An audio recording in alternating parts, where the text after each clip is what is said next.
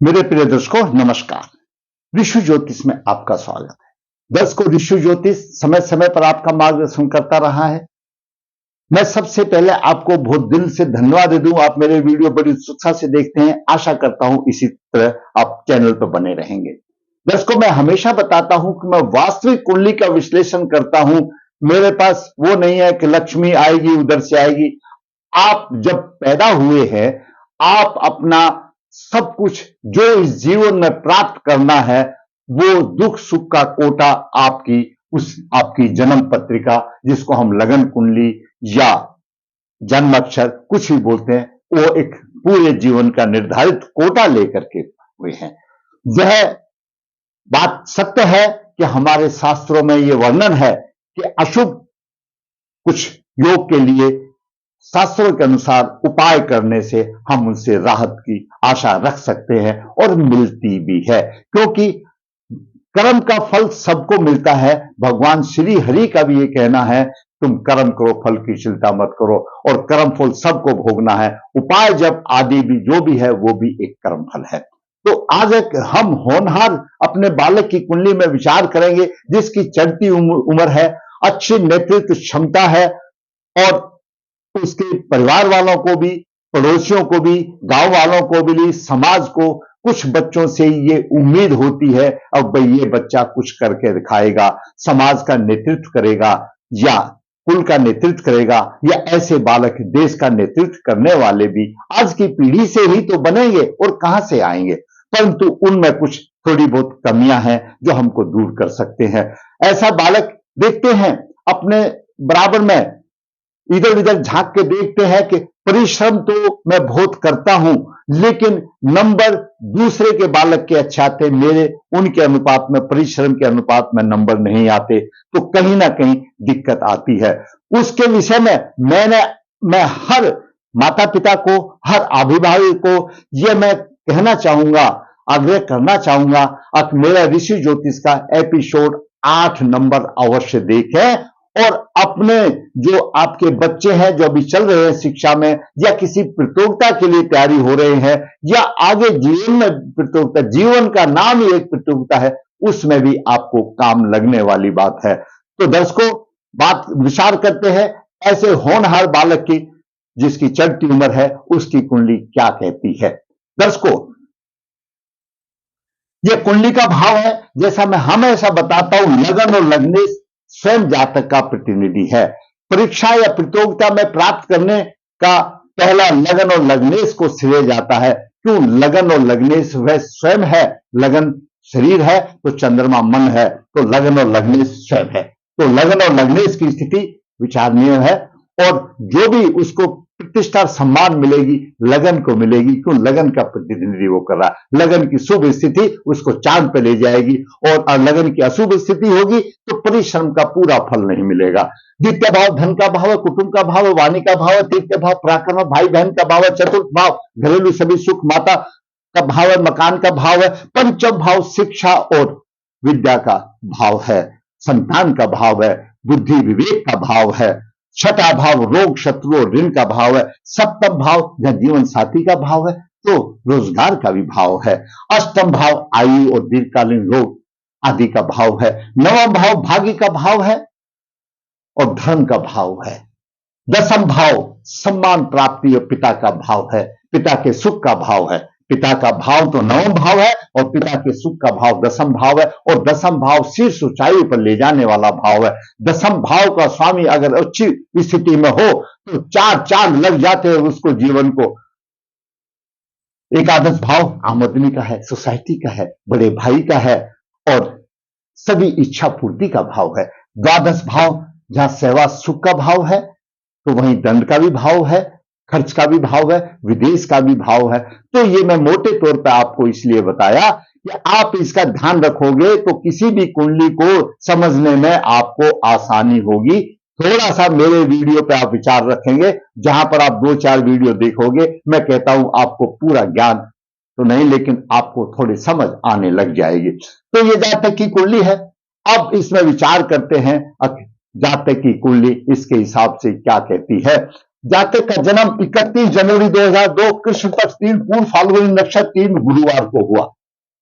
आज का विषय है परिश्रमी है बालक, सत्यवादी है, नेतृत्व करने की क्षमता है, परंतु लगन दोष से पूर्ण प्रभाव की प्राप्ति नहीं, प्राप्ति अंगों में भी कमी का कुछ कारण बनता है।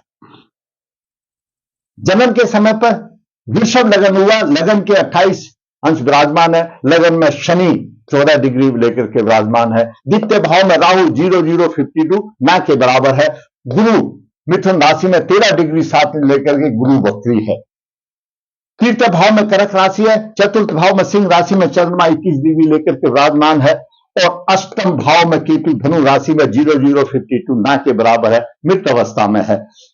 नौ भाव में मकर राशि है, मकर राशि में सूर्य 17 डिग्री 25 मिनट लेकर के विराजमान है, साथ में बुध 9 डिग्री 26 मिनट लेकर के वक्री है, और जब वक्री होता है बुध तो लगभग 12 डिग्री तक वह प्रभाव देने में कमजोर रहता है।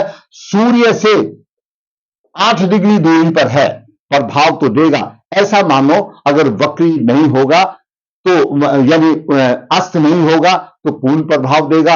8 डिग्री है और 12 डिग्री तक वक्री होता रहता तो मतलब 100 में से 75-80% प्रभाव मिलेगा, कुछ मिलेगा। साथ में शुक्र लग्नेश है, 21 डिग्री लेकर फार्नर है और सूर्य से 4 डिग्री दूरी पर है, वह भी थोड़ा सा प्रभाव में कमी होगा, विकल हो जाता है। अस्त ग्रह जो है इस तरह का प्रभाव देता है। मैं आपको एग्जाम्पल बता दूं कि जैसे सूर्य छिप जाता है, सूर्य छिप जाने के बाद भी हमको कुछ प्रकाश दिखाई देता है, और सूर्य उदय होने से भी जब सुबह की वेला होती है उस समय भी हमको प्रकाश दिखाई देता है। वही आप प्रभाव समझो अस्त का, और जो कम डिग्री में होता है तो ना के बराबर होता है। अब बात करें हम, एकादश भाव में मंगल है, मंगल द्वादश भाव का स्वामी एकादश भाव में मंगल है, और मंगल सप्तम भाव का भी स्वामी है। यह ग्रहों की स्थिति रही। आज हम विचार करेंगे लगन दोष, लग्नेश अस्त है, सम्मान प्राप्ति में बाधा। वृश्चिक लगन है, लग्नेश अस्त है। जब लग्नेश हो गया, लग्नेश संचालक है, कुंडली का संचालक है, जब वही अस्त हो गया तो जरूरी बात है प्रभाव में कमी आएगी। लगने अस्त हो गया, यहीं पे मैं बता दूं, अस्त किया है सूर्य ने किया, सूर्य को जल देना कहीं लास्ट में भूल ना जाओ, विधिवत जल देते रहो और उस लग्नेश का रत्न अवश्य धारण करो। पंचमेश अस्त है, पंचम भाव का स्वामी भी अस्त है, जैसा बुध है पंचमेश भी है तो पंचम भाव का स्वामी भी अस्त है, थोड़ा सा बलवान है। तो ऐसे बालक का बुध बुद्धि का कारक है, बुध कैचिंग पावर है, गुरु मेमोरी पावर है तो बुध कैचिंग पावर है। इसका वर्णन मैंने अपने एपिसोड 8 में अवश्य विस्तार से दिया है। मैं हर माता पिता, हर अभिभावक को ये कहूंगा 8 नंबर दे। तो कहीं ना कहीं बुध अस्त होने से कहीं ना कहीं प्राप्तों में, प्रतियोगिता में अंकों की कमी कर देता है। पंचमेश है, बुध का रत्न धारण किया जा सकता है। सूर्य को अर्घ तो मैंने पहले ही बता दिया, तो इसका भी अर्घ धारण किया जा सकता है। वैनाशिक नक्षत्र, मृगशिरा नक्षत्र, वैनाशिक नक्षत्र जातक का जन्म नक्षत्र पूर्व फाल्गुनी नक्षत्र चरण 4 है, इससे 22वां नक्षत्र मृगशिरा, मृगशिरा नक्षत्र के स्वामी मंगल है। मंगल एकादश भाव में है, वैनाशिक नक्षत्र है, मंगल की भी शांति करानी पड़ेगी। तो मंगल उसको बहुत प्रभाव दे रहा है, लेकिन मंगल स्त्री का प्रतिनिधि कर रहा है, उसके जीवन साथी का स्थिति कर रहा है, तो अच्छा होगा, मंगल की भी शांति हो जाएगी तो जीवन सफल होगा। अब बात करते हैं ग्रह क्या प्रभाव दे रहे हैं। जातक का जन्म वृषभ लगन है, वृषभ लगन के स्वामी शुक्र देव हैं। दर्शकों, जब शुक्र जिसके स्वामी है, शुक्र तो सुंदरता का प्रतीक है, शुक्र दाम्पत्य सुख का दाता है। ऐसे जातक का शरीर सुगठित और सुंदर होना और पुरुषार्थी होना, मतलब परिश्रमी होना, आत्मविश्वासी होना, धनी और कर्म प्रधान होता है। वृषभ लग्न तो उसका शरीर मजबूत होता है, सॉलिड बॉडी होती है, कर्म प्रधान माना जाता है। इनका व्यक्तित्व थोड़ा सा चुंबकीय होता है और लोग बरबस उनकी तरफ खिंचे चले आते हैं। स्वभाव थोड़ा सा गंभीर भी कभी हो सकता है। वे थोड़ा बोल करके उसी भाषा में बहुत कुछ कह जाते हैं, वो उनकी आदत होती है। हर समय कुछ ना कुछ करते रहना, खाली नहीं बैठना, इनको खाली बैठना उनको पसंद नहीं। कोई ना कोई योजना बना करके वो कार्य को योजना को कार्य रूप देते हैं। अगर अनुचित कार्य में थोड़ी सी गलती भी हो जाए तो घंटों वो पछताते भी है। शुक्र के स्वामी है, थोड़े रसिक मिजाज के भी हो सकते हैं, मिजाज भी हो सकता है। इनकी प्रवृत्ति शोध की तरफ होती है, खोज करने की होती है। स्वभाव थोड़ा सा अड़ियल भी कहा जा सकता है। जो मन में ठान लिया वो उसको अवश्य करना है। विचारा हुआ कार्य जब तक वो पूरा नहीं कर लेते वो चैन से नहीं बैठते। ऐसा बालक है, परिश्रमी है, चैन लगाने वाला, शासन करने की उनकी अद्भुत क्षमता है। लग्नेश नवम भाव में है। नवम भाव धर्म भाव का भाव है। धार्मिक प्रवृत्ति भी होगा, उसकी मित्रता बड़े बड़े विद्वानों से होती है। धर्मात्मा होगा, क्षमाशील होगा, तेजस्वी होगा, पराक्रमी होगा, नवम भाव में आकर के और सम्मान प्राप्त करता है। परंतु लग्नेश है, लग्नेश अस्त है। वो जितनी व्याख्या मैंने बताई उसको प्राप्त करने के लिए सूर्य को जल देना होगा और शुक्र का रत्न धारण करना पड़ेगा। ये पूरे प्रभाव मिल जाएंगे। अच्छी जगह पर है, दर्शकों हम बदल नहीं सकते, हम संवार सकते हैं। ये अच्छी जगह है और जातक अच्छी तरह से चमकेगा। अब बात करते हैं सूर्य की। सूर्य चतुर्थ भाव का स्वामी है और नवम भाव में है। घरेलू सुख साधनों को उसको सब सुविधा मिलेगी, परंतु अपने भाव से छठे भाव पर है, थोड़ा सा त्रुटिपूर्ण प्रभाव रहेगा। माता वगैरह के आदि में थोड़ी सी कमी मिलेगी। परिश्रम से व्यवसाय में अच्छा रहेगा, वह परिश्रम करने वाला होगा, विद्वान होगा और सम्मान की प्राप्ति होगी। यहां पर चतुर्थ भाव का समय सम्मान की उसको प्राप्ति होगी। माता पिता का भी चार चार लगाएगा। नवम भाव में है, विद्वान तो बनेगा ही और पराक्रमी भी होगा। और सूर्य दर्शकों पीड़ित नहीं है, सूर्य पीड़ित नहीं है। सूर्य आत्मा कारक है, पिता का कारक है। सूर्य यहां पर पीड़ित नहीं है। और दूसरी तरफ में देखें तो सूर्य से आगे शुक्र और सूर्य बुध से बुध। हालांकि ज्योतिष में बताया अगले भाव पिछले भाव में, लेकिन सूर्य बुध के साथ है। विद्यादित्य थोड़ा सा भंग हो रहा है। बुध का रत्न धारण कर लोगे तो मैं कहता हूं ये बालक अच्छी तरह से चमकेगा। शुक्र का रत्न धारण कर लोगे तो अच्छी तरह से चमकेगा। अब बात करते हैं चंद्रमा की। चंद्रमा तीसरे भाव का स्वामी चतुर्थ भाव में है। माता के सुख में वृद्धि होगी। दर्शकों नव ग्रह में अगर कोई किसी एक काम को तकलीफ दे रहा है तो दूसरा उसको संभाल रहा है, तो आप ये समझो उसको मिलेगा। चंद्रमा चतुर्थ भाव का कारक है, अपने स्थान में है। सभी प्रकार के सुखों में अच्छी होगी, माता के पक्ष में होगा, परंतु घर ज्यादा सफलता मिलेगी। और जातक सप्तम दृष्टि से व्यवसाय भाव को देख रहा है, सभी प्रकार के सुख देगा और व्यवसाय में अच्छा योगदान देगा। अब बात करते हैं मंगल की। मंगल द्वादश भाव का स्वामी और एकादश में है और दो चीज का प्रतिनिधित्व करता है। मूल त्रिकोण राशि द्वादश भाव में है। द्वादश भाव अशुभ भाव माना जाता है, पाप ग्रह माना जाता है और पापी ग्रह है।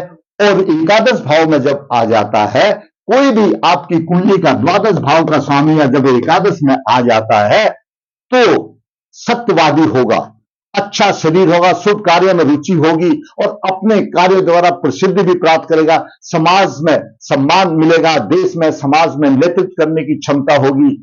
और जब सप्तमेश द्वादश भाव में हो तो सप्तमेश भी है, जब सप्तमेश द्वादश भाव में तो उसकी पत्नी धन कमाने वाली होगी। उसके कई प्रयोग होते हैं, या तो नौकरी करने वाली होगी या उसकी ससुराल इतनी रिच होगी, सरकार ससुराल से भी धन का आमदन होगा। मंगल चतुर्दृष्टि से धन भाव को देख रहा है, थोड़ा सा धन कोष भरेगा त्रुटिबंध से। सप्तम दृष्टि से शिक्षा भाव को देख रहा है, परंतु थोड़ा सा शत्रु राशि से थोड़ा सा दिक्कत परेशानी देगा, लेकिन अच्छी देगा, शिक्षा में सहायक होगा। अब बात करते हैं बुध की। बुध दर्शकों द्वितीय भाव का स्वामी है और पंचम भाव का स्वामी है और भाग्य भाव में है। भाग्य और धन की वृद्धि करेगा, क्योंकि धन भाव का स्वामी है भाग्य और धन की वृद्धि करेगा, शिक्षा की वृद्धि भी करेगा, लेकिन अस्त होने की वजह से थोड़ी सी समस्याएं आएंगी। धन विद्या संतान का पक्ष अच्छा होगा, जैसा मैंने पहले बता दिया। अगर 12 अंश तक वक्री हो तो अस्त रहता है, 9 अंश है, थोड़ा सा पीछे, तो मतलब 100 में से 75% 80% देगा। अगर बुध का रत्न धारण कर लेते हैं तो यहां पर धन की स्थिति इस बालक के लिए अच्छी होगी, भाग्यशाली होगा। भाई बहन का सुख इसको मिलेगा, धार्मिक प्रवृत्ति का होगा, परंतु बुध का रत्न धारण करने से सब कुछ ठीक होगा। अब बात करते हैं गुरु की। दर्शकों, गुरु एकादश भाव का स्वामी है, 9 भाव का स्वामी है और द्वितीय भाव में है। द्वितीय भाव धन का भाव है और गुरु धन के कारक हैं। राहु भी साथ में है, दूर है। राहु का प्रभाव गुरु के ऊपर नहीं है। धन एवं कुटुंब का सुख मिलेगा, परंतु थोड़ा सा परिश्रम के बाद मिलेगा, क्योंकि शत्रु राशि में है। पंचम दृष्टि से यहां पर होगा, शत्रु ज्यादा होंगे। सप्तम दृष्टि से यहां पर होगा तो लंबी आयु होगी।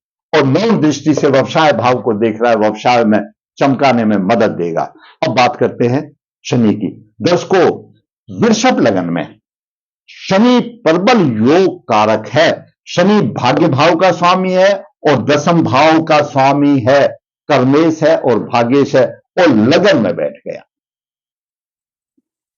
लगन में बैठ गया तो व्यवसाय तो उसका चमकेगा ही, लगन में बैठ गया। भाग्य भी उसका चमकेगा ही, कोई रोकने वाला नहीं है। भाग्य अच्छा लेकर के आया है, परंतु लगन में बैठ जाने से, जब दशम भाव का स्वामी लगन में होता है तो माता के लिए थोड़ा सा अशुभ नहीं माना जाता। और शनि की तीसरी दृष्टि यहां पर पराक्रम भाव पर है। तीसरी दृष्टि पराक्रम भाव पर है। पराक्रमी होगा, कठोर श्रम करने वाला होगा और अपने शारीरिक परिश्रम से व्यवसाय को चमकाएगा और आमदनी करेगा। सप्तम दृष्टि शत्रु राशि को देख रहा है। भाई थोड़ा सा बहुत पत्नी के पक्ष में थोड़ी सी परेशानी नोक-झोंक रहेगी, वो हर घर में होती है, कोई ऐसी दिक्कत वाली बात नहीं। दशम दृष्टि से शनि यहां पर अपनी राशि को देख रहा है, व्यवसाय की राशि को देख रहा है। शनि दशम दृष्टि व्यवसाय की राशि है। शनि धर्म भाग्य भाव का भी स्वामी है, कर्म भाव का भी स्वामी है। इससे अच्छा और योग क्या होगा। यह बालक को सम्मान इतना ले जाएगा, इसका व्यवसाय इतना चमकेगा, इसका समाज भी, इसका परिवार भी अच्छे तरह से होगा। लेकिन थोड़ी सी दिक्कत है, वो दिक्कत मैं अंत में बताऊंगा। अब बात करते हैं राहु की। राहु द्वितीय भाव में है। वृत्त अवस्था में कोई खास फल की बात नहीं, चतुराई से धन की वृद्धि देगा। वो उसमें छोड़ ही दो, केतु का भी राहु है। इस कुंडली में केतु राहु का कोई खास योगदान नहीं है। दर्शकों, मैंने कहा कि बाद में बताऊंगा। दर्शकों, शनि भी शुभ दे रहा है, मंगल भी शुभ दे रहा है। मंगल उसको नेतृत्व करने की क्षमता दे रहा, ऊर्जावान दे रहा है, कोई दिक्कत नहीं है। और दर्शकों देखिए, खास विशेष की बात यह है, किसी भी कुंडली में अगर अच्छा देखते हैं तो छठा, अष्टम और द्वादश भाव में कोई ग्रह ना हो तो वह कुंडली बहुत अच्छी है और अपना जीवन वो इतना अच्छा बना लेता है और दुनिया देख करके वो कहते हैं भाई तो उसका लड़का है, बहुत ही अच्छा। तो छठे और अष्टम भाव में कोई ना हो। छठे और अष्टम भाव में कोई ग्रह नहीं है। यहां पर केतु भी है तो 0050 ना के बराबर है। बाकी लगन में ग्रह हो गया तो इसमें चतुर्थ भाव में ग्रह हो गया और 9 भाव में हो गया और धन भाव में ग्रह हो गया, एकादश भाव में ग्रह हो गया। बहुत ही अच्छी स्थिति है। और चंद्रमा से एकादश अपने आप में धन योग बनता है। यानी किसी भी कुंडली में, आपकी ये कुंडली है, लगन से एकादश में कोई भी ग्रह हो धन देगा और चंद्रमा से एकादश में कोई ग्रह धन देगा। जहां पर चंद्रमा लगन से एकादश भाव में गुरु धन दे रहा है, अच्छा ही होगा, बढ़िया होगा। खास बात और विषय की बात मैं बता दूं, ना तो लगन पीड़ित है, कोई लगन पीड़ित नहीं है, कोई अशुभ प्रभाव लगन पर नहीं है। सूर्य लगन भी पीड़ित नहीं है, कोई अशुभ प्रभाव नहीं है। और चंद्रमा लगन भी पीड़ित नहीं है, लग्नेश भी पीड़ित नहीं है। लग्नेश अस्त है, बस ये एक समस्या है। लग्नेश अस्त है, ये हल्का सा दोष आ गया कि लग्नेश अस्त हुआ तो क्यों, ये एक समस्या वाली बात आ गई। यहीं पर मैं एक बात आपको कह देता हूं। अभी चंद्रमा की महादशा 27/2/16 से 27/2/26 तक चले, अच्छी चले। यहीं पर मैं एक बात बता देता हूं आपको कि इनका ये पैतृक दोष है। मैंने इनके पिताजी की भी कुंडली का अध्ययन किया, मैंने इनकी बहन का भी अध्ययन किया। तीनों की कुंडली में शुक्र अस्त है। कुछ ना कुछ कारण है। वास्तु का प्रभाव भी हो सकता है, क्योंकि वास्तु का प्रभाव भी होता है। इनका जो आग्नेय कोण है वो कोई डिस्टर्ब हो सकता है, या शुक्र लक्ष्मी है, कोई पैतृक है। जब पिता की कुंडली में भी शुक्र अस्त है, शुक्र धन का दाता है। यहां पर भी शुक्र लक्ष्मी माना जाता है, शुक्र लक्ष्मी का रूप है, और इनकी बहन की भी कुंडली में शुक्र अस्त है। तो ये प्रारंभिक दोष चलता आ रहा है। इसकी रोकथाम के लिए, इसको रोकने के लिए, ताकि इनकी जनरेशन में ना आए, तो दर्शकों कई चीजें हैं। सबसे पहले पितृदेव है। पितृदेवताओं की स्थिति देखो कैसी है। पितृदेवताओं की स्थिति कैसी है, और कुल देवता और ग्रामीण देवता। कुल देवता का कारक बुध है, कहीं ना कहीं कमी हो जाती है, और ग्रामीण देवता का कारक मंगल है, कहीं ना कहीं कमी हो जाती है। ये एक जनरल में बात बता रहा हूं। कुंडली बहुत अच्छी है, थोड़ा सा संवारने की जरूरत है। बुध और शुक्र अस्त है, तो नारायण बलि श्राद्ध करें, तो इनका कुछ भी जो कर्म रहा होगा, कुंडली को इतनी कोई पितृदोष ज्यादा कोई बड़ा नहीं है। यही भाई बुध और शुक्र अस्त है, बस इतनी ही बात है, और तो कुछ है नहीं। क्यों लगने सस्त हो गया, लगन दोष हो गया, पितृदोष हो गया, मान लिया, लेकिन इतना बड़ा कोई भारी प्रभाव नहीं है। क्योंकि शुक्र भी, सूर्य भी अपने आप में ठीक है, चंद्रमा भी ठीक है। और ये देखो शनि जो कारक नवम भाव का स्वामी, दसम भाव का स्वामी शनि लगन में बैठा है, वो एक अलग बात है। माता है भाई, वो तो 5 उंगली बराबर नहीं होती, कहीं ना कहीं होगी। लेकिन ऐसे बच्चे का अगर ये सूर्य को जल दे और शुक्र का बुध का रत्न धारण करे, तो बहुत ही अच्छा फायदा होगा। दर्शकों, मैंने एक होनहार बालक की कुंडली में मैंने आपको बताया, और प्राप्त अंगों के लिए, क्योंकि लग्नेश और बुध अस्त हो जाने से प्रतियोगिता में अंतर आएगा। मेरा इनको ये कहना आग्रह है, ये सभी हमारे बच्चे हैं, जो एक पंडित जी से जो पूछ जाते, सब बच्चों के बराबर हैं। आप इनको शुक्र और रत्न का धारण करा दो, अभी समय है। आने वाली प्रतियोगिता में कहीं ना कहीं इसकी 5-10% मार्क्स की जो परसेंटेज है अवश्य ही बढ़ जाएगी। सूर्य को जल देना होगा, कारत्व कर्म तो करने होंगे। सूर्य पिता का कारक है, पिता तुल्य आदमियों के उनका सम्मान करना पड़ेगा। बाकी कुंडली बहुत अच्छी है, कोई खराब नहीं है। दोष है तो लगन दोष का है, दोष है तो पंचमे अस्त है, दोष है, दोष तो दोष ही है, सुधारा जा सकता है। दर्शकों, मैंने अपने ज्ञान और शास्त्रों के अनुसार बालक की कुंडली का विश्लेषण करके मैंने उस बालक का भी मार्गदर्शन किया, उसके माता पिता का भी मार्गदर्शन किया, और साथ में आपका भी मार्गदर्शन किया। आपके भी बच्चों में भी ये दोष हो सकता है। मैं कहता हूं जुड़ जाइए ऋषि ज्योतिष से, लिख दीजिए आप कमेंट्स बॉक्स में, मैं आपकी कुंडली का विश्लेषण बनाऊंगा। या किसने देखा है कि किसकी कुंडली है 31/1/2002 कृष्ण पक्ष पूर्णिमा गुरुवार, उस दिन और भी तो बच्चे पैदा हुए। सभी का यही प्रभाव है। प्रभाव में फर्क कहां आता है? देश काल परिस्थिति में। कोई अपने कोई झोपड़ी में पैदा हुआ तो कोई महल में पैदा हुआ है, कोई आनंद भवन में पैदा हुआ तो कहीं हुआ, वो फर्क पड़ता है। उसी के प्रभाव से वो भी जातक को डालता है। अगर किसी जातक की कुंडली में अच्छा कुशल डॉक्टर बनने का योग हो, लेकिन देश काल परिस्थिति, घर की स्थिति ऐसी है कि वो डॉक्टर बनाने नहीं, तो नर्सिंग असिस्टेंट में रह जाता है, वो हॉस्पिटल में रह जाता है। मतलब डॉक्टर का बनने का मतलब है रोग दूर करने के, दर्दी को, बीमार आदमियों की सहायता करना, उसको उपचार करना। तो हॉस्पिटल में और भी तो कर्मचारी हैं, वो देश काल परिस्थिति का अनुभव है, और जिसकी फाइनेंशियल अच्छी होती है वो डॉक्टर बन जाता है। तो दर्शकों, मैंने आज आपका मार्गदर्शन किया। अगर आपको समझते हो कुछ मार्गदर्शन हुआ है तो वीडियो को आप लाइक करें, शेयर करें। बाकी के भी मेरे बच्चों का मार्गदर्शन हो, उनके अभिभावक का भी मार्गदर्शन हो, और वो समय अपना उसको पूर्ण रूप से उसका उपयोग कर सकें। दर्शकों, ऋषि ज्योतिष हमेशा बताता है, ऋषि ज्योतिष नर्मदा जी के तट के नजदीक है। यहाँ पर काल सर्प दोष, पितृदोष की पूजा की जाती है। जो इच्छुक है संपर्क कर सकता है। ऋषि ज्योतिष हाथ से पत्रिका लिखता है, निचोड़ देता है पूरे भाव जिंदगी में। आपको उसको सोचने की जरूरत नहीं, सब चीज समाधान वगैरह सब उसमें। करना तो आपको है, हम तो सिर्फ मार्गदर्शन ही कर सकते हैं। आपकी श्रद्धा है जो भगवान को खुश कर सकती है और शुभ प्रभाव पा सकती है। ऋषि ज्योतिष कन्या भाव के लिए गुण मिलान बिना किसी शुल्क के आसान करता है। जुड़ते ऋषि ज्योतिष से जुड़ने की। अंत में फिर कहूंगा, दर्शकों, अगर आपको मेरा वीडियो अच्छा लगा, आप समझते अच्छा है, वास्तविक कुंडली का आपका भी है, तो आप भी लिख सकते हैं, आपका भी बनाकर भेजूंगा। मेरा चैनल जिसने सब्सक्राइब किया सब्सक्राइब किया, ताकि नोटिफिकेशन सबसे पहले आपको पहुंच सके और आप फायदा उठा सके और मेरा भी मनोबल ऊंचा हो, मेरे चैनल की ग्रोथ हो। धन्यवाद।